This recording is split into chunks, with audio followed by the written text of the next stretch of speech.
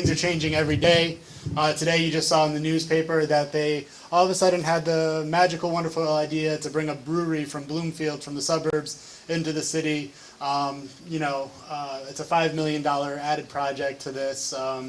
And supposedly, they're going to get the sole contract to vend the beer at the stadium. And this is all part of, as Glenn was talking about, bringing that new element into Hartford. And they really are moving away. In New Britain, you have a very family-oriented baseball park as it is now, Cats. And when they bring it into Hartford, they want to get rid of that family element and they want to make it more corporate. So they're kind of, building it like that. And that's why I think you see the plans developing as they are. But Mayor Segarra's attitudes towards the working people in the city can be summed up with, I think, with the iconic image of him and City Council President Sean Wooden holding up a home plate with the words, "Hartford has it, bring baseball home." Well, Hartford doesn't have it, we don't want it, we don't need it. Behind them, there were also members of City Council, a state rep, and Josh Solomon, the billionaire owner of the Rock Cats. And this picture was, of course, during the notorious press conference that announced the results of nearly 2 years of backroom secret dealings between billionaire Josh Solomon and Mayor Segarra that would attempt to transfer that $60 million in taxpayer dollars to fund the stadium. And that, by all accounts, is going to be a losing deal for Hartford.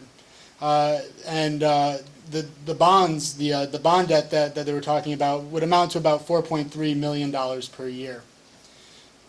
And the team is only going to pay about $500,000 in rent, so there's, things don't add up.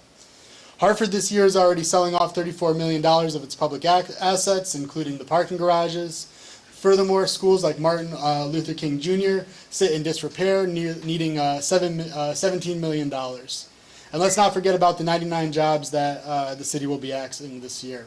Hartford is flat out broke. And this secret deal claims it will create jobs. It claims that it will create revenue for the city, and it claims that it's the answer to all our prayers. But as Glenn pointed out in all these examples, evidence is to the contrary. And we've seen already a wide body of statistics that show sports stadiums from Gary, Indiana to Newark, no matter how they are packaged, will not only fail to generate real income for Hartford, but would end up costing us money. And Andrew Zimbalist, an economist who wrote about the Rockets deal, said that baseball stadiums may add to the city's culture, but it shouldn't be considered as an economic development project. He said that he expects the city will spend more paying back the $60 million construction tab than it will get income from the stadium. And Mayor Segarra says it's going to bring in 600 jobs, year-round, and 900 construction jobs. And Zimbalist poses it this way. He says it'd be better off if the city just spent the $60 million hiring 900 workers to dig a great big hole, and then when the hole is finished, hire another 900 workers to fill that hole back up. Folks from all different parts of Hartford poured into the city council last month with anti-stadium posters. We spoke out about how this was a rotten deal and that the city council members should flat out reject it. That instead of funding stadiums, they should better fund our schools.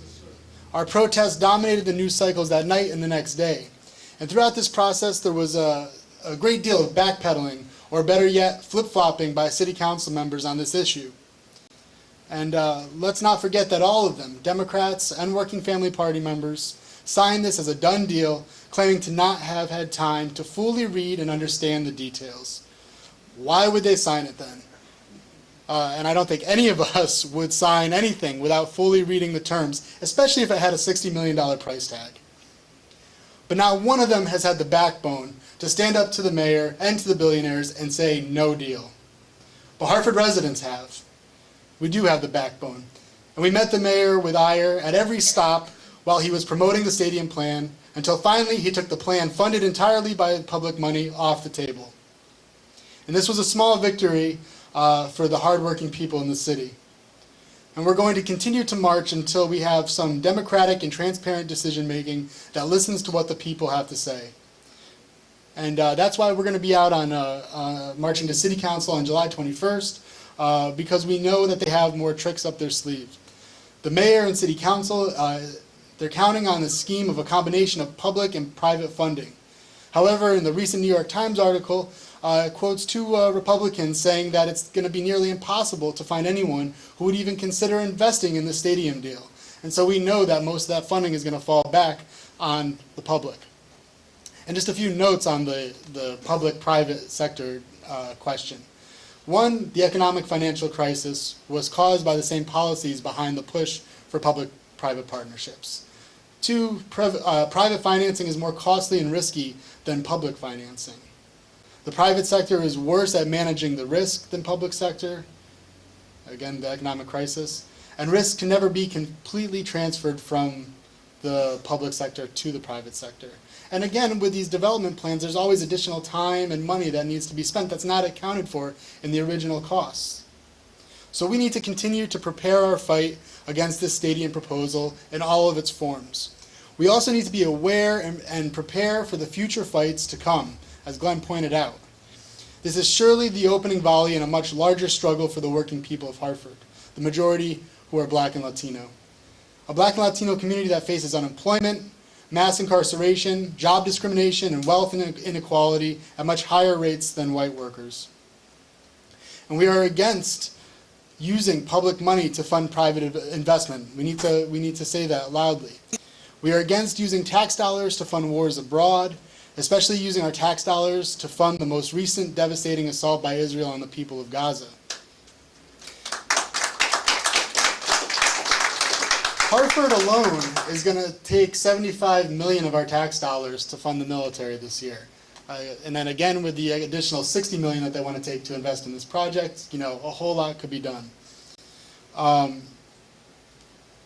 But we're not against using public money at all. We're for using public money on real quality jobs, on education, on social services, so the poorest in the community can have access to healthy food and quality health care. Health care, clean water, and healthy food are rights, not privileges to be enjoyed by the wealthy elite. And we are for spending public funds directly under the clear, open, democratic discussion and debate of the people in the city, not behind closed doors like the mayor and the billionaires want to do.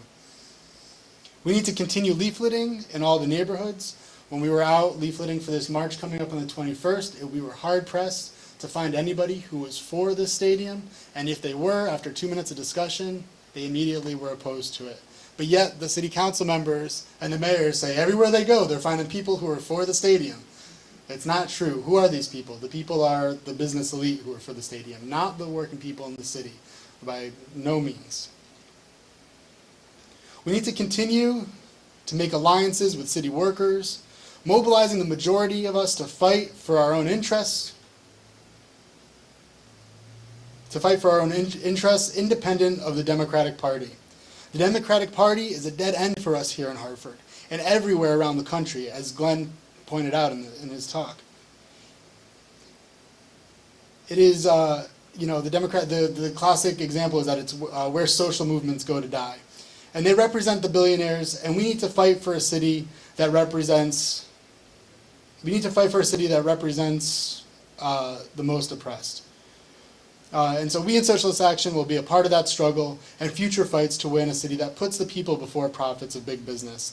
And if you like what we're talking about, come talk with us after. Come check out our book table. We got a number of great books, including The New Jim Crow by Michelle Alexander, and a few others out there. And we'd be happy to talk to you about how to continue the struggle. And let's have a good discussion and on to victory.